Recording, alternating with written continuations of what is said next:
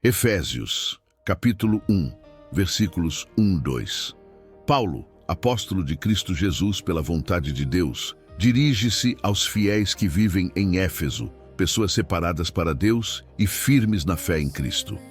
Ele inicia sua mensagem oferecendo graça e paz, que não vêm dos homens, mas procedem diretamente de Deus Pai e do Senhor Jesus Cristo, fonte de toda esperança, consolo e direção espiritual. Versículos 3 e 6. Paulo eleva sua voz em louvor, declarando que Deus é digno de toda honra, pois em Cristo Ele nos abençoou com toda sorte de bênçãos espirituais nas regiões celestiais. Antes mesmo da fundação do mundo, Deus já havia nos escolhido para vivermos em santidade e amor diante dele. Em seu plano eterno, decidiu nos adotar como filhos por meio de Jesus Cristo. Essa decisão não foi baseada em méritos humanos, mas no puro prazer da vontade divina, para que a glória de sua graça fosse exaltada. Graça essa que ele derramou livremente sobre nós por meio do seu Filho amado. Versículos 7 e 10. Em Cristo, recebemos redenção pelo seu sangue, o perdão dos pecados, segundo a imensurável riqueza da graça de Deus. Essa graça foi concedida com toda sabedoria e entendimento, revelando o mistério da sua vontade, unir todas as coisas, tanto as que estão nos céus, quanto as que estão na terra, sob o governo de Cristo. No tempo determinado por Deus, tudo converge para Ele, trazendo ordem, propósito e restauração à criação. Versículos 11 e 12. Nele também fomos feitos herança, predestinados conforme o propósito daquele que realiza todas as coisas segundo o conselho da sua vontade. Fomos chamados para viver de modo que a nossa existência glorifique a Deus, nós que primeiramente colocamos nossa esperança em Cristo. Versículos 13 e 14. Paulo lembra que, após ouvirem a palavra da verdade, o evangelho da salvação, e crerem em Cristo, os fiéis foram selados com o Espírito Santo da promessa. Esse Espírito é o sinal e a garantia da herança que nos está reservada, até a plena redenção daqueles que pertencem a Deus, tudo isso para o louvor da sua glória. Versículos 15 e 16.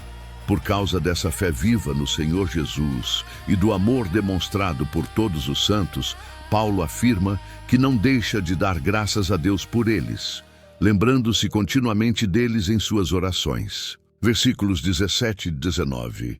Ele ora para que o Deus de nosso Senhor Jesus Cristo, o Pai da Glória, conceda espírito de sabedoria e de revelação no pleno conhecimento dele. Paulo deseja que os olhos do coração sejam iluminados, para que os fiéis compreendam a esperança do chamado de Deus, as riquezas da herança reservada aos santos e a incomparável grandeza do seu poder em favor dos que creem. Poder esse que atua de forma eficaz e real. Versículos 20 e 23. Esse poder foi manifestado quando Deus ressuscitou Cristo dentre os mortos e o fez assentar-se à sua direita nas regiões celestiais, acima de todo principado, autoridade, poder e domínio, e acima de todo nome que possa ser pronunciado, não apenas nesta era, mas também na que há de vir. Deus colocou todas as coisas debaixo dos pés de Cristo e o constituiu como cabeça sobre todas as coisas para a igreja, que é o seu corpo, a plenitude daquele que enche tudo em todos. Efésios, capítulo 2, versículos 1-3. Paulo recorda aos fiéis a condição em que todos se encontravam antes da ação transformadora de Deus. Eles estavam espiritualmente mortos em seus delitos e pecados, vivendo segundo o curso deste mundo, guiados por valores corrompidos e influenciados por forças que se opõem a Deus. Andavam conforme desejos desordenados da carne e da mente, seguindo impulsos que afastavam da vida verdadeira. Nessa condição, estavam sujeitos às consequências do pecado, sem esperança e sem direção espiritual. Versículos 4-7. Mas Deus, rico em misericórdia e movido por grande amor, interveio. Mesmo quando ainda estávamos mortos em nossos pecados, Ele nos deu vida juntamente com Cristo. Essa nova vida é resultado da graça divina, não de esforço humano. Deus nos ressuscitou espiritualmente e nos fez assentar com Cristo nas regiões celestiais, para demonstrar, agora e nas eras futuras, as incomparáveis riquezas da sua graça expressas em bondade para conosco. Versículos 8 e 10. Paulo declara com clareza que a salvação vem exclusivamente pela graça, mediante a fé. Isso não procede das obras para que ninguém se glorie. É dom de Deus. Somos obra das suas mãos, criados em Cristo Jesus para a prática de boas obras, as quais Deus preparou de antemão para que vivêssemos nelas. Assim, a fé verdadeira se manifesta em uma vida transformada. Versículos 11 e 13. Paulo então convida os gentios a se lembrarem de sua antiga condição, separados das alianças da promessa, sem esperança e sem Deus no mundo. Contudo, agora em Cristo Jesus, aqueles que antes estavam longe foram aproximados pelo sangue de Cristo. O que era distância tornou-se comunhão, o que era exclusão tornou-se acesso. Versículos 14 e 16. Cristo é a nossa paz. Ele derrubou o muro de separação que existia entre povos, destruindo a inimizade por meio do seu sacrifício. Em seu corpo, ele criou um novo ser humano, promovendo reconciliação. Pela cruz, ambos, judeus e gentios, foram reconciliados com Deus em um só corpo, eliminando toda hostilidade. Versículos 17 e 18. Cristo anunciou paz tanto aos que estavam longe quanto aos que estavam perto. Por meio dele, todos têm acesso ao Pai em um mesmo Espírito. A reconciliação não é apenas entre pessoas, mas também com Deus, restaurando o relacionamento rompido. Versículos 19 e 22. Assim, os fiéis já não são estrangeiros nem forasteiros, mas membros da família de Deus.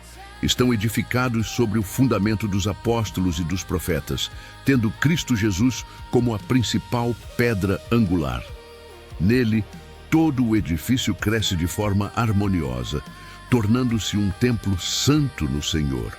Em Cristo, todos são edificados juntos para se tornarem morada de Deus por meio do Espírito. Efésios, capítulo 3, versículos 1 e 4. Por causa de tudo o que foi dito anteriormente, Paulo se apresenta como prisioneiro de Cristo Jesus em favor dos gentios. Sua prisão não é vista como derrota, mas como parte do plano divino. Ele escreve consciente de que seu sofrimento está ligado à missão que recebeu de Deus. Paulo explica que lhe foi confiada uma administração especial da graça, a responsabilidade de anunciar aquilo que Deus revelou a ele por revelação direta. Esse mistério, antes oculto, agora pode ser compreendido à medida que suas palavras são lidas com atenção e fé. Versículos 5 e 6. Paulo afirma que esse mistério não foi dado a conhecer plenamente em gerações passadas, como agora foi revelado pelo Espírito aos santos apóstolos e profetas. O conteúdo desse mistério é grandioso. Os gentios são coerdeiros, membros do mesmo corpo e participantes da mesma promessa em Cristo Jesus por meio do Evangelho. Aquilo que antes separava povos, agora é substituído por uma unidade espiritual profunda. Versículos 7 e 9, Paulo declara que se tornou ministro desse Evangelho, segundo o dom da graça de Deus, concedido a ele pelo exercício do poder divino. Mesmo se considerando o menor entre todos os santos, recebeu a missão de anunciar aos gentios as insondáveis riquezas de Cristo.